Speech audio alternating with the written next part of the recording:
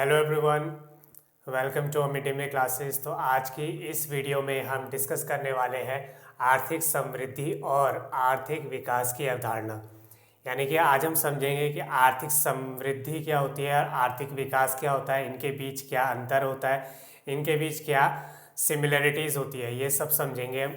जब आपने टॉपिक पढ़ा होगा खुद अपनी किताब से तो आपको काफ़ी कंफ्यूजिंग लगा होगा कि ये तो सेम ही लग रहा है, यानी कि ये बहुत ज़्यादा इसमें अंतर हम करने में जब आते हैं तो काफ़ी कंफ्यूजिंग हो जाता है, काफ़ी डिफ़िकल्ट सा फील होता है। लेकिन आज जब आप इस वीडियो को देख लेंगे तो आपको ये टॉपिक बहुत ही आसान सा लगेगा और आप इसमें अंतर भी अच्छे से कर पाएंगे कि आर्थिक समृद्धि और आर्थिक विकास में क्या अंतर होता है, क्या क्या इसके मापने के तरीके होते हैं, किस तरीके से इनके बीच अंतर किया जाता है। ठीक है, तो आर्थिक समृद्धि की जब हम बात करते हैं तो इसको इंग्लिश में क्या बोला जाता है? Economic growth. आर्थिक समृद्धि को बोला जाता है इंग्लिश में इकोनॉमिक ग्रोथ। और आर्थिक विकास की जब हम बात करते हैं तो इसको इंग्लिश में हम बोलते हैं इकोनॉमिक डेवलपमेंट। ठीक है, ये तो आपको पहले से पता ही होगा कि इकोनॉमिक ग्रोथ और इकोनॉमिक डेवलपमेंट कहते हैं, लेकिन कंसेप्चुअल यानी कि अवधारणात्मक रूप में इनके बीच क्या अंतर होता है, इस चीज़ को हम आज बेहतर तरीके से समझेंगे। तो शुरू करते हैं सबसे पहले हम आर्थिक समृद्धि से। ठीक है, आर्थिक समृद्धि और आर्थिक विकास से। तो सबसे पहले तो मैं आपको एक फिगर बना के दिखाता हूँ कि आर्थिक समृद्धि और आर्थिक विकास में रियल में अंतर क्या है। अगर आप इस फिगर को अगर आप समझ जाते हैं तो आप मोटे तौर पर इनकी अवधारणा को भी अच्छे से समझ लेंगे। तो यहाँ पर मैंने एक सर्कल बनाया जिसको, ठीक है, और इसके अंदर एक और सर्कल बनाया। इसको हम बेसिकली क्या बोलते हैं? वेन डायग्राम बोलते हैं। आपने इसको पढ़ा होगा जरूर अपनी क्लासेस में, 9th 10th 11th जो भी क्लास होगी उसमें पढ़ा होगा। तो जो अंदर वाला जो सर्कल है उसको हम क्या बोलेंगे? इसको हम यहाँ पे मैं लिख रहा हूँ आर्थिक समृद्धि। ठीक है, और आर्थिक विकास क्या है? जो बड़ा वाला जो गोला है, बाहर वाला जो सर्कल है, इसको मैंने लिखा आर्थिक विकास। अब यहाँ पे जो ये फिगर है वो क्या दिखाने की कोशिश कर रहा है कि जो आर्थिक समृद्धि है वो एक हिस्सा है, एक छोटा सा हिस्सा है किसका? आर्थिक विकास का।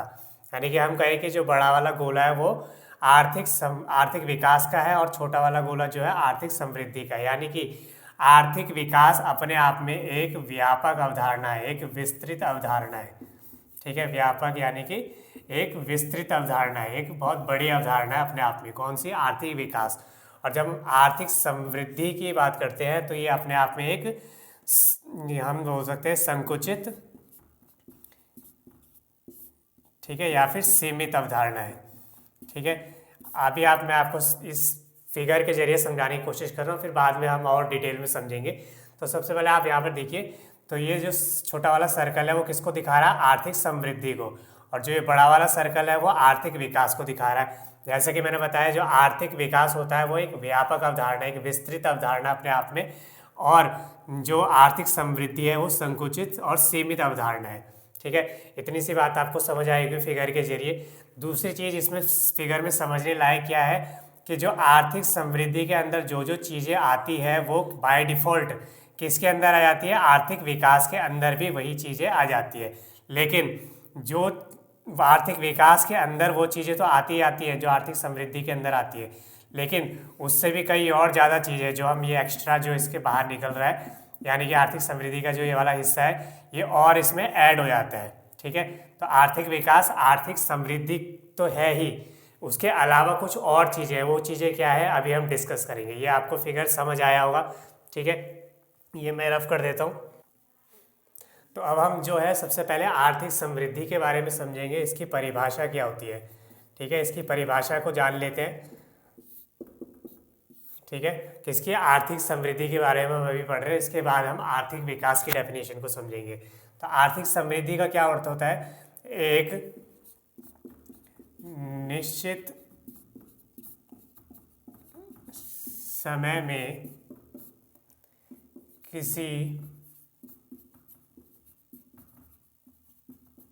अर्थव्यवस्था में उत्पादित कुल वास्तविक आय। यानी कि इसकी जो परिभाषा क्या कहती है कि एक निश्चित समय में किसी अर्थव्यवस्था में उत्पादित कुल वास्तविक आय को ही हम आर्थिक समृद्धि कहते हैं। यानी कि किसी भी देश की अर्थव्यवस्था होती है, भारत, जापान, चीन, जो भी है, ठीक है, उसके एक निश्चित समयावधि का होना आवश्यक है। यानी कि वो टाइम पीरियड 1 साल हो सकता है, 5 साल हो सकता है, 10 साल हो सकता है, ठीक है। उसने, उस देश की अर्थव्यवस्था ने उस 1 साल या जो भी ड्यूरेशन आपने ली है उसमें कितना कुल जो है आर्थिक समृद्धि प्राप्त की है, कुल वास्तविक आय, कुल इनकम उसने कितनी जनरेट की है उस टाइम ड्यूरेशन के अंदर, इसको हम क्या कहते हैं, आर्थिक समृद्धि उसने प्राप्त की है। जैसे हम कहें कि भारत का वर्तमान जो जीडीपी दर चल रही है वो 6.5 के अराउंड चल रही है, 6.5% के अराउंड चल रही है। तो हम क्या कहेंगे कि भारत की आर्थिक समृद्धि पहले इतनी थी और वर्तमान में अब इतनी है, ठीक है, पहले इतनी थी और अब इतनी है। तो हम क्या कहेंगे, आर्थिक समृद्धि भारत की इतनी दर से बढ़ रही है, ठीक है, वास्तविक आय जो है इतनी जनरेट हो रही है। तो आर्थिक समृद्धि को जब हम समझते हैं तो हम कुछ टर्म्स को यूज़ करते हैं, जैसे जीडीपी, जैसे जीएनपी, जैसे प्रति व्यक्ति आय,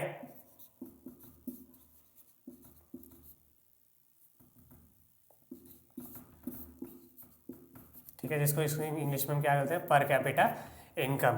तो जब हम आर्थिक समृद्धि की बात करते हैं तो कुछ इन मापों की बात करते हैं, यानी कि जीडीपी की, जीएनपी की, क्योंकि इन्हीं के थ्रू ही हम किसी अर्थव्यवस्था की सफलता या विफलता का मापन करते हैं कि कोई अर्थव्यवस्था या कोई देश जो है वास्तविक तौर पर समृद्ध हो रहा है, यानी कि उसकी आर्थिक समृद्धि हो रही है या नहीं है। तो किसके थ्रू हम मापने की कोशिश करते हैं, जीडीपी के थ्रू, जीएनपी के थ्रू, और प्रति व्यक्ति आय या अन्य किसी और के थ्रू भी हम मापने की कोशिश करते हैं। जैसे जीडीपी का क्या मतलब होता है, जीडीपी मतलब ग्रॉस डोमेस्टिक प्रोडक्ट, सकल घरेलू उत्पाद की उस अर्थव्यवस्था ने 1 वर्ष के भीतर अपनी घरेलू सीमाओं के भीतर कुल कितनी वस्तुओं और सेवाओं का कुल कितना मूल्य जनरेट किया, ठीक है, उसका कुल योग को क्या कहते हैं, हम जीडीपी कहते हैं, ठीक है, ये आप समझते होंगे।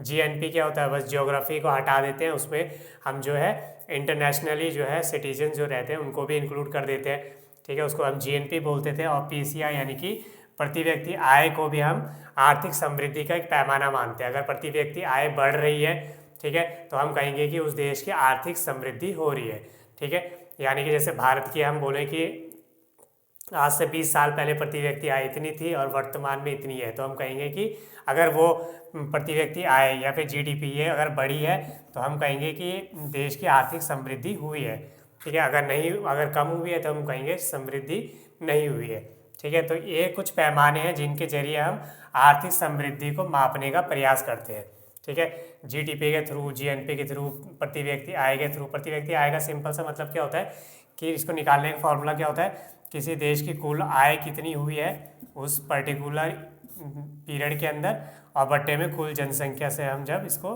डिवाइड कर देते हैं तो हमारा क्या निकल जाता है, प्रति व्यक्ति आय, ठीक है। तो ये कुछ पैमाने होते हैं जिनके जरिए हम आर्थिक समृद्धि को मापने का प्रयास करते हैं। दूसरी चीज़ आपको समझ आ रहा होगा, ये सभी जो चीज़ें हैं वो बेसिकली कैसी है, मात्रात्मक है।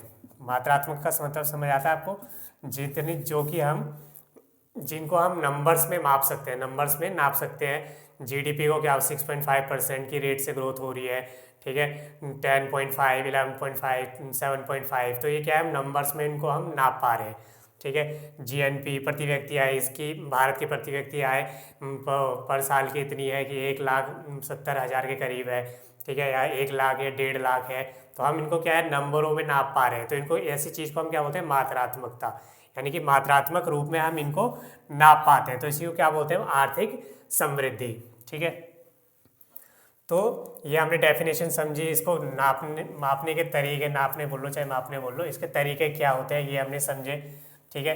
तो इनके थ्रू हम समझने की कोशिश करते हैं कि किसी देश ने, किसी अर्थव्यवस्था ने वास्तविक तौर पर आर्थिक समृद्धि हुई है या नहीं हुई है। अगर आप चीन का एग्जाम्पल लें तो आज से लगभग 30-40 साल या 50 साल पहले जो चीन था वो बेसिकली एक लगभग हम कहेंगे अल्प विकसित देश में आता था। अल्प विकसित देश अभी हम समझेंगे विकसित क्या होता है, अल्प विकसित क्या होता है या विकासशील क्या होता है। अल्प विकसित का मतलब सिंपल से इतना है कि जहाँ पर कैपिटा इनकम यानी प्रति व्यक्ति आय बहुत कम थी, आर्थिक समृद्धि दर बहुत ही कम थी, ठीक है। लेकिन अगर आज आप चीन को देखेंगे तो चीन की जो ग्रोथ रेट है बहुत ही हाई है और बड़ी तेज़ी से पिछले 40-50 सालों में चीन ने बहुत ही तेजी से ग्रोथ की है। ठीक है, यानी कि हम कहेंगे कि चीन की आर्थिक समृद्धि दर बहुत ही तेज रही है। ठीक है, और भारत भी जो है वर्तमान समय में और आने वाले भविष्य में जो है आर्थिक समृद्धि दर अच्छा होने का अनुमान है। ठीक है, तो ये तो बात की हमने आर्थिक समृद्धि की।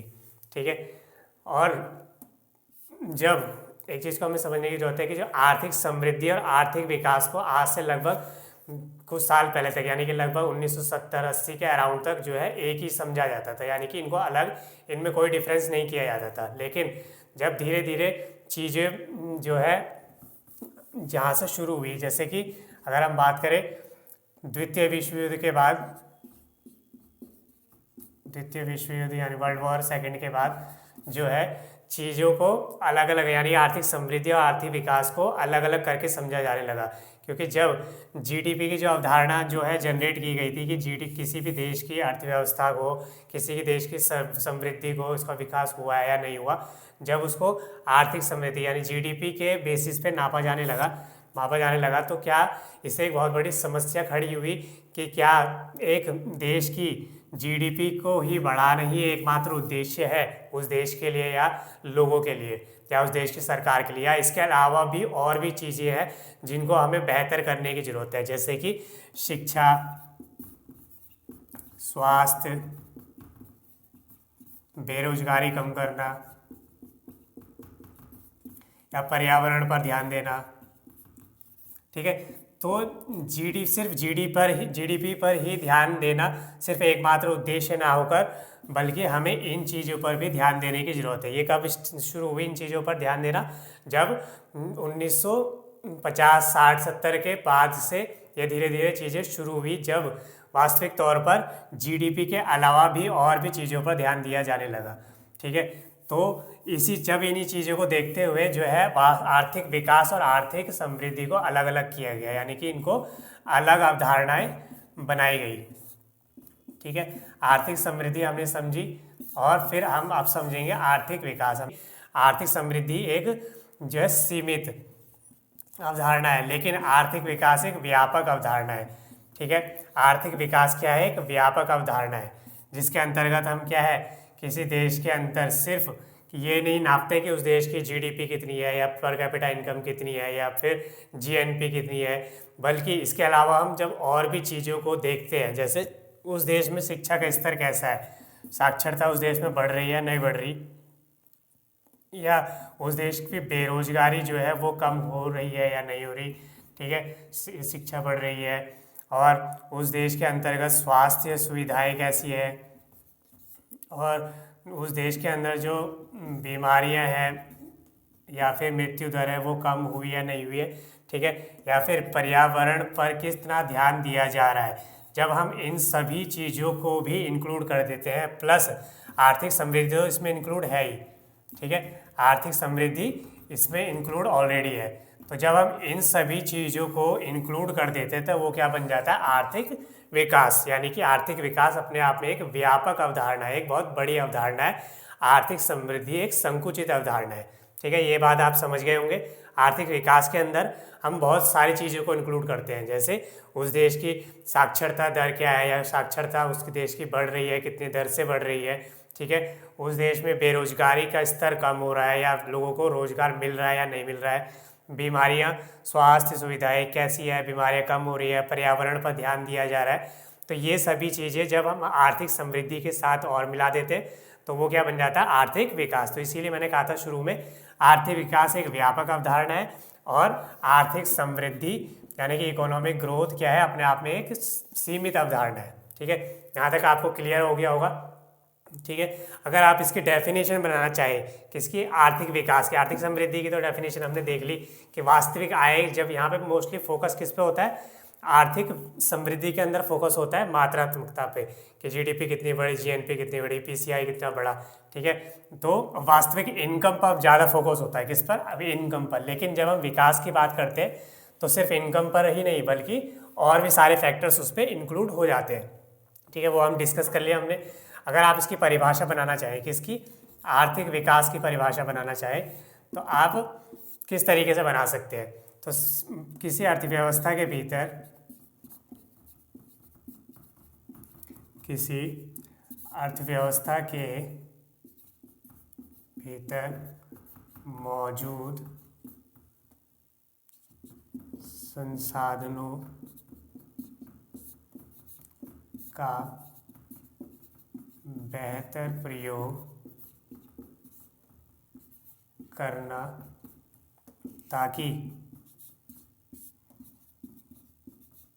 उसके समस्त नागरिकों का कल्याण हो सके। ठीक है, तो ये एक बहुत ही सिंपल सी डेफिनेशन बन सकती है। इसकी कोई पर्टिकुलर आर्थिक विकास की कोई फिक्स डेफिनेशन नहीं है, बल्कि एक ही बेसिकली हम कह सकते हैं एक सब्जेक्टिव है, यानी कि हर देश के लिए आर्थिक विकास का मतलब अलग अलग है।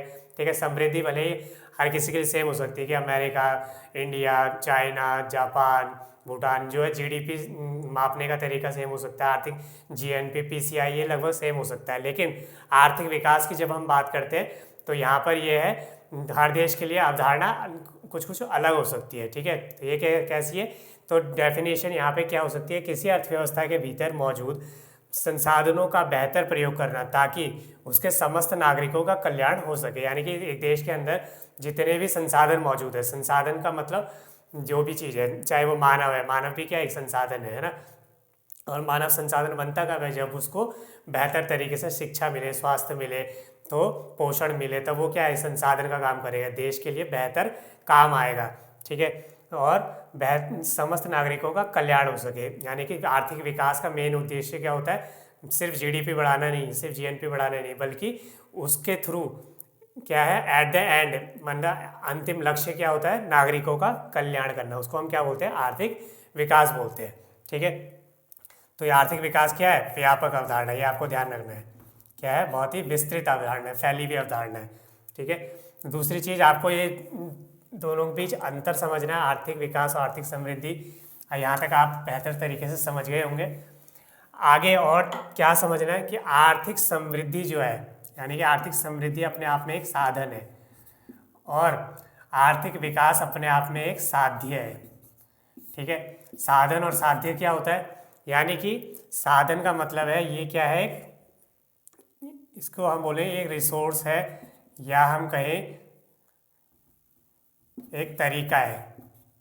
ठीक है, क्या करने का, अंतिम लक्ष्य हमारा क्या है, आर्थिक विकास।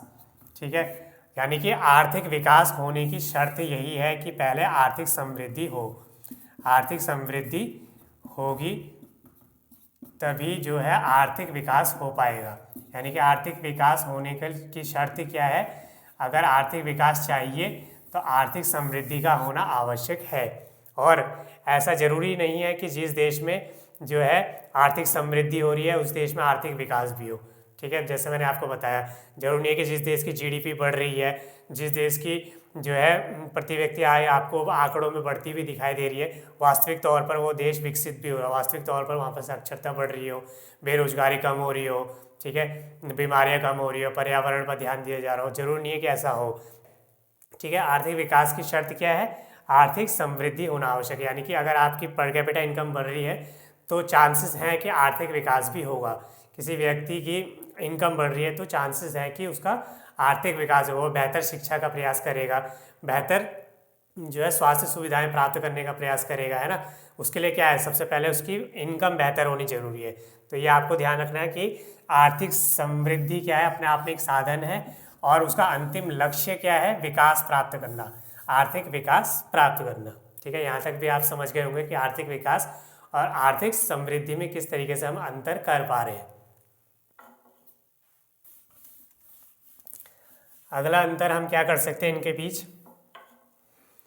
कि आर्थिक, जिसके बारे में हम बात कर ही चुके हैं, आर्थिक समृद्धि क्या है, एक मात्रात्मक अवधारणा है। ठीक है, और आर्थिक विकास एक गुणात्मक अवधारणा है। ठीक है, मात्रात्मक अवधारणा जिसको हम नंबर्स में माप सकते हैं, जैसे जीडीपी, ग्रॉस डोमेस्टिक प्रोडक्ट, सकल घरेलू उत्पाद, या जीएनपी, ग्रॉस नेशनल प्रोडक्ट, या पीसीआई, पर कैपिटा इनकम। ठीक है, तो ये कैसे, इनको हम नंबर्स में माप सकते हैं, आर्थिक समृद्धि को हम नंबर्स के थ्रू समझ सकते हैं। ठीक है, लेकिन जब हम गुणात्मकता की बात करते हैं तो गुणात्मक का मतलब इसकी क्वालिटी, यहाँ पे क्वांटिटी के साथ साथ क्वालिटी पर भी ध्यान दिया जाता है। यहाँ पर क्वांटिटी यानी कि ज़्यादा से ज़्यादा पैसा कमाना, ज़्यादा से ज़्यादा इनकम जनरेट करना, ज़्यादा से ज़्यादा जीडीपी को बढ़ाना, इसके ऊपर ध्यान दिया जाता है। और गुणात्मकता मतलब आर्थिक विकास क्या है, गुणात्मक अवधारणा है। इसमें क्वांटिटी तो होना ज़रूरी है ही, हमने बात कर ली है कि आर्थिक विकास चाहिए तो आर्थिक समृद्धि का होना भी आवश्यक है। तो क्वांटिटी तो इंक्लूड होगी, लेकिन क्वालिटी पर भी ध्यान दिया जाता है। जैसे बेरोजगारी को कम करना, दोबारा वही चीज़ आ गई है, ठीक है। और स्वास्थ्य सुविधाएं बेहतर करना, शिक्षा पर ध्यान देना, साक्षरता यानी कि, ठीक है, पर्यावरण को बेहतर बनाना, ये सभी चीज़ों पर ध्यान दिया जाता है, ठीक है। ये भी समझ गए आप। तो आप यहाँ तक समझ गए होंगे। इसके आगे और समझते हैं कि इसमें और क्या अंतर आप कर सकते हैं। तो आर्थिक समृद्धि पर ज़्यादातर जो कौन से देश फोकस करते हैं, विकासशील यानी कि डेवलपिंग कंट्रीज इन्हें बोला जाता है इंग्लिश में, और एक होते हैं विकसित देश, ठीक है, विकसित देश। इन दोनों में क्या अंतर होता है, सबसे पहले तो हम इसे ही समझ लेते हैं, विकासशील और विकसित देशों में क्या अंतर होता है। विकसित देश का एग्जांपल अगर हम देखें, जैसे यूएसए यानी कि अमेरिका, यूरोप के बहुत सारे कंट्रीज जैसे जर्मनी, ठीक है, और फ्रांस, ये सब क्या है, बहुत सारे और भी एग्जांपल्स होते हैं। ये सब क्या है, विकसित देश है। यानी कि विकसित देश वो होते हैं जिन्होंने कि वो जीडीपी यानी कि एक स्थायित्व प्राप्त कर लिया है, आर्थिक समृद्धि का एक स्थायित्व प्राप्त कर लिया, यानी कि उनकी जो जीडीपी है, जीएनपी पर कैपिटा इनकम है, प्रति व्यक्ति आय है, ये एक बेहतर स्तर पर पहुंच चुकी है, ठीक है। अब वहाँ पर जो है नागरिकों का जो कल्याण है वो बेहतर तरीके से हो चुका है, यानी कि उनकी साक्षरता दर जो है बहुत ऊँची है, ठीक है। और जो वहाँ पर बेरोजगारी है वो लगभग ना के बराबर है, या हम कहें वहाँ पर स्वास्थ्य सुविधा सबसे टॉप क्वालिटी की है, और वहाँ पर जो है पर्यावरण पर भी ध्यान दिया जा रहा है, क्योंकि अब वहाँ पर जो है जो बेसिक नीड्स है, जो ह्यूमन की बेसिक नीड्स है वो बेसिकली बहुत पहले पूरी हो चुकी है, ठीक है। और बेसिक नीड्स पूरी हो चुकी है, और उसके अलावा जो है वो बाकी चीज़ों पर आप बेहतर तरीके से ध्यान दे सकते हैं, जैसे एजुकेशन पर बहुत टॉप क्वालिटी एजुकेशन, ठीक है, साक्षरता, स्वास्थ्य, ये सब सुविधाएं जो है वहाँ पर टॉप क्वालिटी की है। तो ऐसे देश क्या होते हैं, विकसित देश है, ठीक है। जैसे अमेरिका, जर्मनी, फ्रांस, स्विट्ज़रलैंड, इस तरीके के देश हैं जो विकसित देश हैं, ठीक है। यहाँ पे तकनीक जो है बहुत ही उच्च लेवल की है, यानी कि हाई स्टैंडर्ड की तकनीक है। तकनीकी रूप से ये देश सक्षम है, साक्षरता में बहुत ज़्यादा है, ठीक है। और किसको, और इनके कुछ लक्षण होते हैं, जैसे तार्किक रूप से सोच पा रहे हैं। यहाँ के अधिकतर नागरिक जो है तार्किक मतलब जो है अंधविश्वासी कम और एक रैशनल तरीके से सोच पाते हैं, ठीक है। साइंटिफिक सोच रखते हैं, साइंटिफिक तरीके से सोच पाते हैं, ठीक है। तो ये सभी क्या है, विकसित देशों के लक्षण है ना। और जब हम विकासशील देशों की बात करते हैं, विकासशील देशों में कौन कौन आते हैं, जैसे इंडिया, ठीक है, चाइना, और इस तरीके के और भी कई सारे देश हैं जो विकासशील के अंतर्गत आते हैं, जैसे ब्राज़ील। ये सभी क्या है, वो विकासशील देशों के उदाहरण हैं। जैसे यानी कि ये जो देश हैं ये सारे ये यहाँ पहुँचने का प्रयास कर रहे हैं, यानी कि ये विकसित होने का प्रयास कर रहे हैं। यहाँ पर तकनीक तो है, लेकिन उतनी उच्च स्तरीय तकनीक नहीं है जितनी कि विकसित देशों के पास है। उतना अच्छा पर कैपिटा इनकम नहीं है, उतना यानी कि प्रति व्यक्ति आय उतनी अच्छी नहीं है जितनी कि इनकी है, ठीक है। इसलिए प्रति व्यक्ति आय कम होने के कारण या फिर सरकारी खर्च कम होने के कारण ये अपने कल्याण पर, अपने नागरिकों के कल्याण पर अधिक खर्च नहीं कर पाते, ठीक है। और जब ये खर्च ज़्यादा नहीं कर पाएंगे अपने परिवार पर, अपने देशवासियों पर, तो क्या होगा, उससे साक्षरता दर जो है जितनी तेज़ी से बढ़नी चाहिए उतनी तेज़ी से नहीं बढ़ पाएगी। बेरोजगारी जो है कम करने का प्रयास किया जाता है। तो बेरोजगारी कब कम होगी, बेरोजगारी तभी कम होगी जब ज़्यादा से ज़्यादा क्या होगा, इन्वेस्टमेंट होगा, यानी कि ज़्यादा से ज़्यादा उद्योग लगेंगे तो उत्पादन होगा, उत्पादन करने के लिए क्या होगा, ज़्यादा से ज़्यादा एम्प्लॉयमेंट जनरेट होगा, ठीक है। तो इन देशों के पास जो है इतना ज़्यादा पैसा नहीं हो पाता कि ये बहुत ज़्यादा निवेश कर पाए, लेकिन इतना कम भी नहीं होता कि अल्प विकसित देश कहलाएं, ठीक है। यानी कि ये मिडिल रेंज में आते हैं, ठीक है। यानी कि ये प्रयास करते हैं, कहाँ पे पहुँचने का प्रयास कर रहे हैं, ये विकसित देशों के जैसे होने का प्रयास कर रहे हैं, जहाँ पर कि यहाँ पे मिडिल जो है सब चीज़ें क्या चल रही है, मिडिल में चल रही है। पर कैपिटा इनकम ना तो बहुत ही लो है ना ही बहुत ही हाई है, मिडिल रेंज में है। ठीक है, जो इनकी साक्षरता दर है वो मिडिल रेंज में है। ये सभी चीज़ें क्या कहलाती है, विकासशील देशों के लक्षण है। ठीक है, तो यानी कि जो आर्थिक समृद्धि है वो कौन ये पाने का प्रयास करते हैं, विकासशील देश, ताकि इनकी जीडीपी बढ़े, इनकी पर कैपिटा इनकम बढ़े। लेकिन जो विकसित देश है वो ऑलरेडी आर्थिक समृद्धि को कुछ समय पहले प्राप्त कर चुके हैं, कई साल पहले प्राप्त कर चुके हैं। अब इनका मकसद क्या है, इनका लक्ष्य क्या है, आर्थिक विकास जो इन्होंने प्राप्त किया हुआ है उसको बनाए रखना, यानी कि वो कम ना हो, वो बढ़े, उसको स्थायित्व मिले। ठीक है, तो यहाँ पर क्या है, इनके बीच एक और अंतर हम आर्थिक समृद्धि और आर्थिक विकास में कर पा रहे हैं। ठीक है, सूचकों के बारे में तो ऑलरेडी हम बहुत बार बात कर चुके हैं कि इसके सूचक क्या क्या हैं। ठीक है, सूचक मतलब जिनसे पता चलता है कि आर्थिक समृद्धि हो रही है, जीडीपी, जीएनपी, ठीक है, पर कैपिटा इनकम। और आर्थिक विकास के सूचकांक क्या हैं, जैसे ह्यूमन डेवलपमेंट इंडेक्स। ठीक है, हर साल ह्यूमन डेवलपमेंट इंडेक्स जारी होता है, जिसके जरिए पता लगता है कि कोई देश जो है, इसके अंदर काफ़ी चीज़ें इंक्लूड होती है, जैसे कि देश के नागरिक की खुशहालता कितनी है, खुशहाली कितनी है उस देश के अंतर्गत, बेरोजगारी कितनी कम हुई है, बेसिक नीड्स पूरी है कितनी अच्छे से हो रही है। ये सभी चीज़ें जो है ह्यूमन डेवलपमेंट इंडेक्स के अंतर्गत इंक्लूड की जाती है। तो यहाँ पर कुछ इनको मापने के तरीके हैं। ठीक है, आर्थिक समृद्धि को मापने के तरीके हैं और आर्थिक विकास को मापने के तरीके। तो यहाँ पर एक अंतर हमने और समझ लिया। अब हम देखते हैं कि आर्थिक विकास या आर्थिक समृद्धि को प्रभावित करने वाले कारक कौन कौन से हैं। प्रभावित करने वाले कारक, यानी कौन कौन से ऐसे फैक्टर्स हैं जो कि इनको प्रभावित करते हैं, सकारात्मक रूप में या फिर नकारात्मक रूप में, किसी भी रूप में प्रभावित कर सकते हैं, वो कौन कौन से कारक हैं। तो हम इनको मोटे तौर पर दो भागों में बांटने का प्रयास करते हैं। एक तो हो गया आर्थिक कारक, दूसरा हो गया गैर आर्थिक कारक।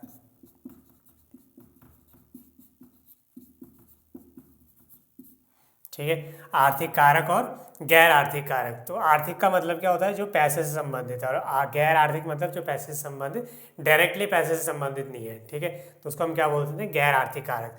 तो आर्थिक कारकों के अंदर क्या क्या आएगा और गैर आर्थिक कारक कौन कौन से हैं जो कि आर्थिक विकास या फिर आर्थिक समृद्धि को प्रभावित करते हैं। ठीक है, आर्थिक कारक कौन से होंगे, तो यहाँ पर आपके सामने दिखाई दे रहे हैं। हम वन बाय एक करके जो है इनको डिस्क्राइब करेंगे, समझेंगे कि कौन से ऐसे कारक हैं जो कि आर्थिक विकास और आर्थिक समृद्धि को प्रभावित करते हैं, सकारात्मक या फिर नकारात्मक रूप में।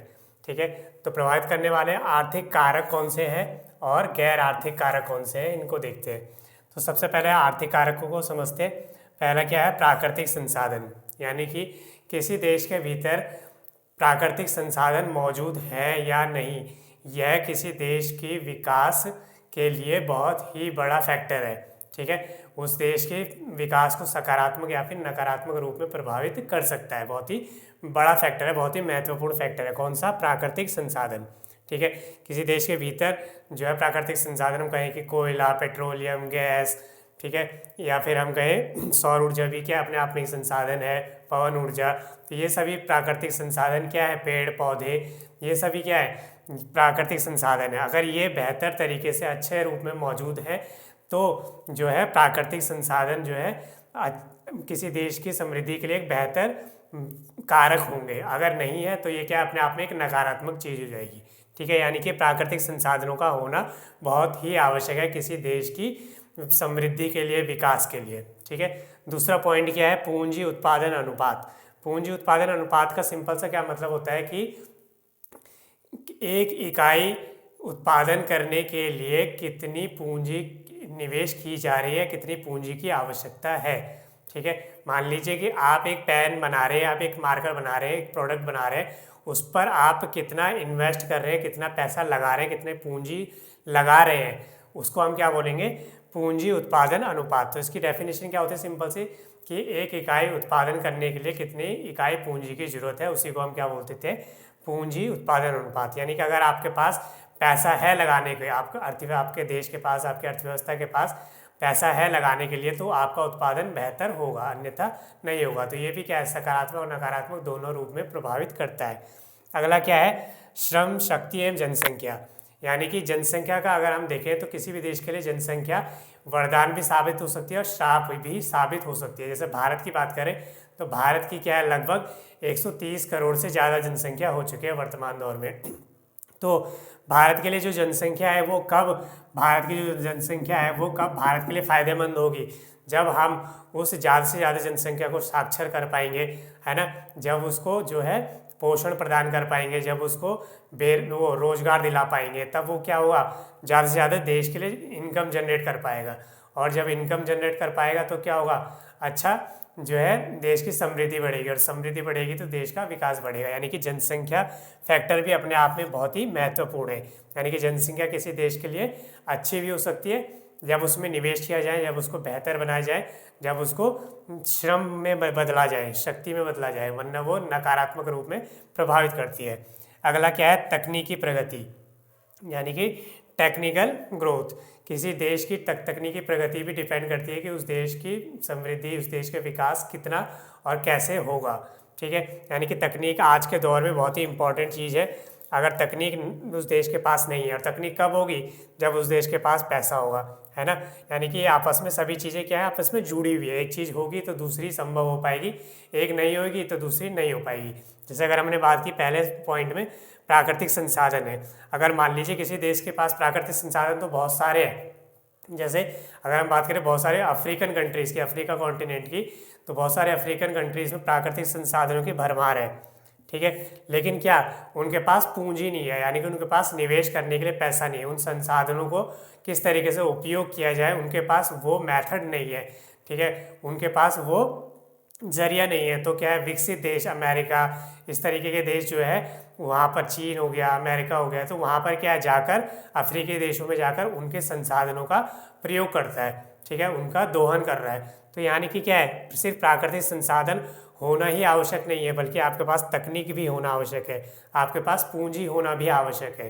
ठीक है, अगला पॉइंट क्या है, पूंजी निर्माण। पूंजी निर्माण का क्या मतलब होता है कि आपने एक वर्ष के भीतर किसी भी कंपनी में या किसी देश के भीतर, ठीक है, कंपनी हो सकती है, वो देश हो सकता है, ठीक है, उसमें कुल कितनी जो है एसेट बिल्डिंग की, एसेट बिल्डिंग मतलब कि आपने कितनी मशीनरी जोड़ी, कितनी आपने जो है वास्तविक जो तकनीक है, वास्तविक जो है मशीनरी है। अगर हम किसी कंपनी का एग्जांपल लें तो हम कहेंगे कि उस कंपनी ने पूंजी निर्माण किया, कि पहले उस कंपनी के पास इतनी मशीन थी पिछले साल, अब उसने 10 मशीनें और ऐड कर ली, यानी कि उसने पूंजी निर्माण किया।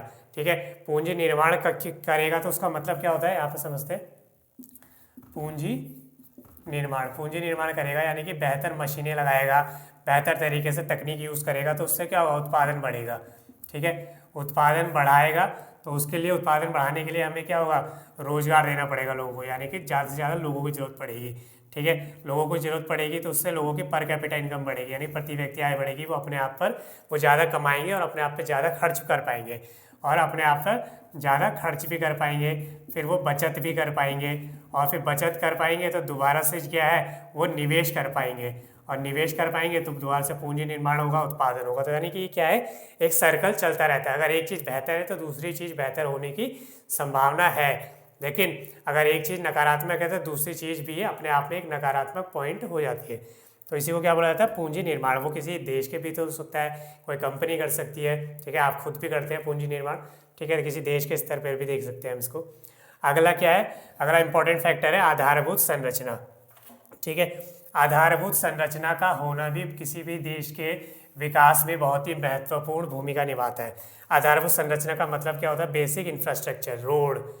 ठीक है, उस देश के रोड की हालत कैसी है, उस देश में फ्लाईओवर कैसे है, उस देश की यातायात कैसा है, उस देश के जो हवाई यातायात, जब हम बात करें जलीय यातायात, ये सब कैसा है, आधारभूत संरचना कैसी है। ठीक है, आधारभूत संरचना के अंतर्गत और चीज़ें आ जाती हैं कि बिल्डिंग्स कैसी है, या फिर हम कहें कि कनेक्टिविटी कैसी है। ठीक है, या फिर हम कहें कि इंटरनेट कनेक्टिविटी कैसी है, या रोड की कनेक्टिविटी कैसी है, शहर गांव कैसे जुड़ रहे हैं आपस में, और यातायात कितना तेज़ है। ये सभी चीज़, ये बहुत बड़ा फैक्टर है जो किसी देश की विकास में बहुत बड़ा फैक्टर रोल अदा करता है, और नकारात्मक रूप से भी प्रभावित करता है। आपने अक्सर देखा होगा कि अगर कोई गांव, जैसे भारत के एग्जांपल ले ले, बहुत सारे अभी भी ऐसे गांव हैं जो कि मेन रोड से नहीं जुड़े हुए हैं, तो क्या होता है, ऐसे में उस गांव का विकास रुक जाता है। ठीक है, तो ऐसा ही एक देश के संदर्भ में समझे तो उस देश का विकास रुक जाएगा अगर उसमें आधारभूत संरचना बेहतर नहीं है तो ये तो हमने पढ़े आर्थिक कारक। अब देखते हैं हम गैर आर्थिक कारक कौन कौन से होते हैं। तो गैर आर्थिक कारक को हम मोटे तौर पर सामाजिक और राजनीतिक में जो है कैटेगराइज कर पाते हैं। सबसे पहले राजनीतिक कारकों को समझते हैं।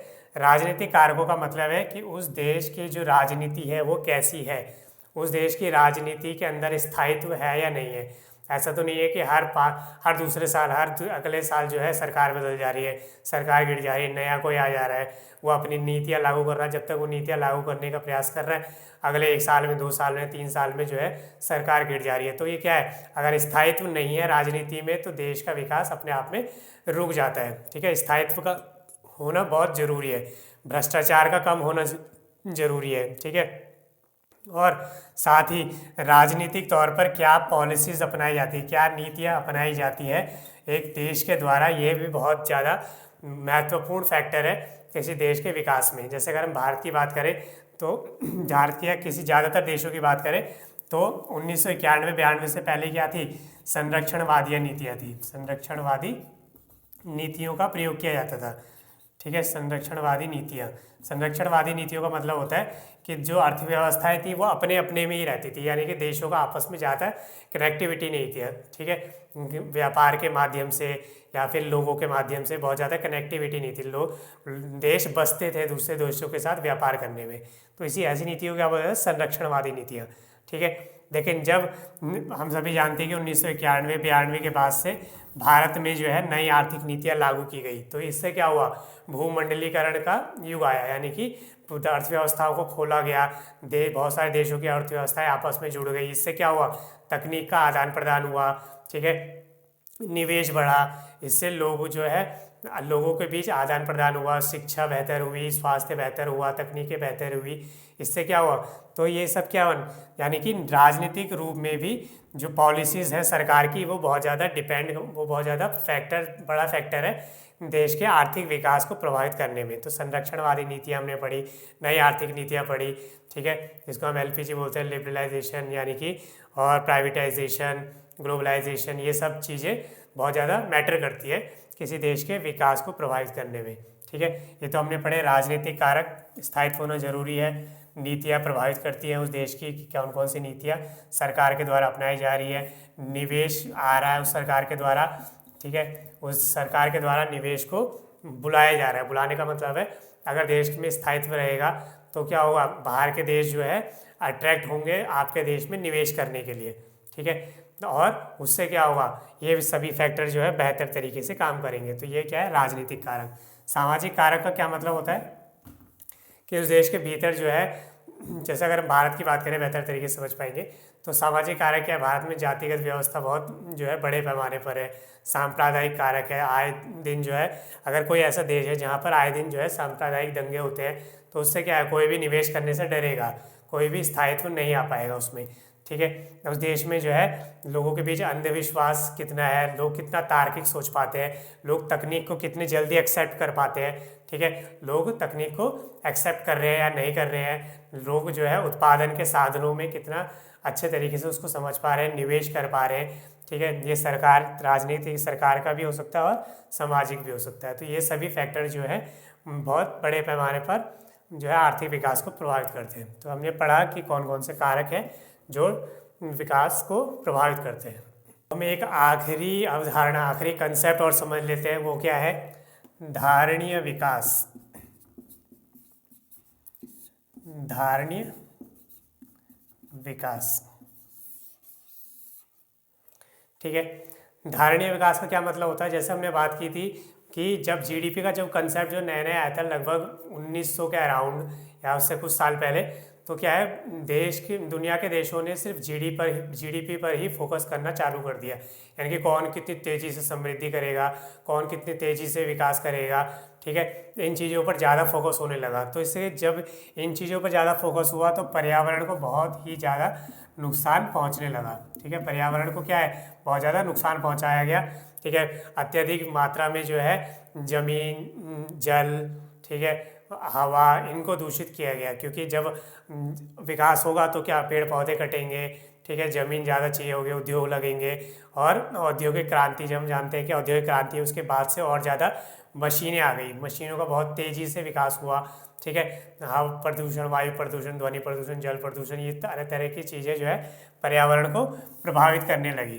ठीक है, क्योंकि जो जीडीपी का जो कंसेप्ट ही था वो अपने आप में क्या है, एक खामी भरा कंसेप्ट है, यानी कि अपने आप में एक बहुत बड़ी समस्या भी है। भले ही जीडीपी किसी देश के नापते हैं कि उस देश की जीडीपी इतनी अच्छी है उस देश की, लेकिन वास्तव में ये अगर हम देखें तो सोचें तो जीडीपी अपने आप में पर्यावरण जैसी समस्या के लिए उत्तरदायी कारक है। यानी कि लोगों का ध्यान जो है ज़्यादातर जो लोगों का और देशों का ध्यान जो है ज़्यादातर जीडीपी के ऊपर था, जिसने कि पर्यावरण को जो है नकारात्मक रूप में प्रभावित किया है।